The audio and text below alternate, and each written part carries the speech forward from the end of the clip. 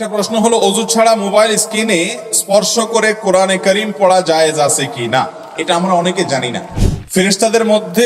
ফেরেশতাদের মৃত্যু কিয়ামতের দিবসে নাকি হাসরের ময়দানে হবে?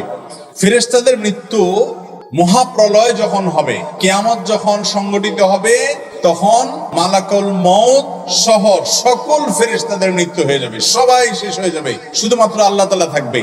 এবং আল্লাহ তাআলা সেদিন বলবেন, লিমানিল মুলকুল ইয়াউম লিল্লাহিল ওয়াহিদিল কাহার। সবাই শেষ হয়ে যাবে, আল্লাহ তাআলা সেদিন শুধুমাত্র থাকবেন, আর কেউ থাকবে না। আরেকটা প্রশ্ন হলো, অজু ছাড়া মোবাইল স্ক্রিনে স্পর্শ করে কোরআনে কারীম পড়া জায়েজ আছে কি না? অজু ছাড়া মোবাইল স্ক্রিনে স্পর্শ করে যদি কেউ কোরআন তেলাওয়াত করতে চায়, সেটা জায়েজ আছে। এটা আমরা অনেকে জানি না। আপনার অ্যান্ড্রয়েড ফোন বা স্মার্টফোন, আইফোন, এই জাতীয় আইপ্যাড টাইপের যাই আছে, এগুলোতে যদি কোরআনে কারীমের অ্যাপ থাকে, আপনি সেটা খুলছেন, ভার্চুয়াল কোরআন সফট কপি আছে কোরআনের, ওই অ্যাপটা খুলে আপনি তেলাওয়াত করছেন এবং পৃষ্ঠা নাড়াচাড়া করছেন, ওযু না থাকলেও অসুবিধা নাই। কারণ কোরআনে কারীম ওযু ছাড়া স্পর্শ করা জায়েজ নাই। এর মানে হলো কোরআনে কারীমকে সরাসরি ওযু ছাড়া ধরা জায়েজ নাই, কিন্তু কোনো কিছুর আড়াল থেকে ধরা কি আছে? জায়েজ আছে। কোরআনে কারীম যেটা সফট কপি আছে স্মার্টফোনের মধ্যে, এই সফট কপিটা এটা ধরা যায় না, এটা ধরার জিনিসই না। দ্বিতীয়ত কথা হলো, এটা যে দেখা যাচ্ছে, এর উপরে আপনার সেন্সর আছে, এর উপরে ডিসপ্লে আছে, তার উপরে গ্লাস আছে, তার উপরে প্রোটেকশন গ্লাস আছে।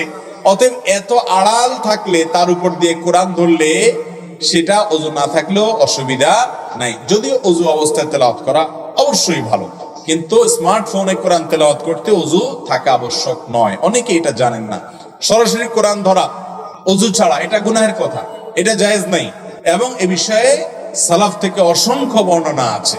এটা নিয়ে অনেকে দ্বিমত করে, এটা সঠিক না। কোরআনকে সরাসরি ধরতে পারবেন না, কিন্তু কথার কথা আপনি একটা কাপড় দিয়ে ধরলেন, অথবা শোকেসের ভিতরে কোরআন আছে, শোকেসের উপরে আপনি হাত রাখলেন, গ্লাসের উপরে, কোনো অসুবিধা নেই, জায়েজ আছে। ঠিক একই ভাবে স্মার্টফোনের ভেতরে কোরআন আছে, আপনি উপরে হাত দিলেন, তাতেও কোনো অসুবিধা নাই।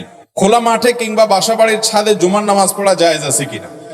খোলা মাঠে কিংবা বাসাবাড়ির ছাদে জুমার নামাজ আয়োজন করলে সেটা জায়েজ হবে, কোনো অসুবিধা নাই।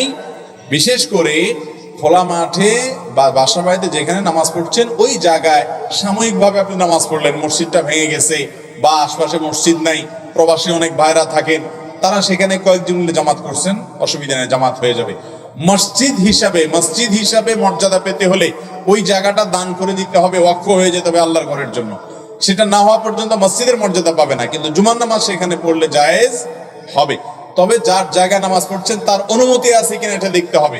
আজকাল দেখা যায় অনেকে অনুমতি ছাড়াই নামাজ শুরু করে। বিশেষ করে অনেক মসজিদ আছে, এই মসজিদের কমিটির লোকেরা মনে করে মসজিদের জন্য জায়গা চুরি করা যায় না, সেজন্য সরকারি জায়গা, খাস জায়গা, আরেকজনের জায়গা দখল করেও মসজিদ করে, আছে না নাই? নিজের জন্য চুরি করলে যদি গুনাহ হয়, আল্লাহর ঘরের জন্য চুরি করলে বরং শাস্তি আরো বেশি হতে পারে, কারণ আল্লাহর ঘরকে আপনি আসামির কাঠগড়ায় দাঁড় করিয়েছেন। এরপরে প্রশ্ন হলো, এতিমকে দান করা সদকা গায়ের এতিমরা টাকা দিয়ে কিনে খেতে পারবে কিনা? এতিমকে কেউ দান করছে, সেই টাকাটা এতিম নিজে যদি বিক্রি করে করতে পারে। অতএব এতিমের খাবারটা যদি অন্য কেউ টাকা দিয়ে কিনে নেয়, তাহলে এতিম টাকাটা পাইলো, এটা তার জন্য জায়েজ আছে। তাকে যা দান করলো এটার মালিক সে যদি বিক্রি করে দেয়, অথবা তার দরকার নেই, অতিরিক্ত আছে, তো তার অভিভাবক যিনি আছেন তিনি বিক্রি করে টাকাটা তার জন্য রাখলেন, এটা জায়েজ আছে।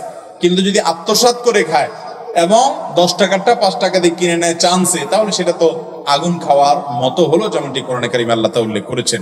আল্লাহ তাআলা আমাদের সকলকে কোরআন এবং হাদিসে যে সমস্ত কথা শুনলাম, জানলাম, বুঝলাম, সেগুলো অনুযায়ী আমল করার তৌফিক দান করুন। এই মাহফিলকে যারা সফল করার জন্য চেষ্টা করেছেন, পরিশ্রম করেছেন, অর্থ দিয়েছেন, আল্লাহ তাআলা তাদের সবাইকে এর জন্য উত্তম বিনিময় দান করুন, আমিন। অত্র এলাকায় যত ময়মুরব্বি দুনিয়া থেকে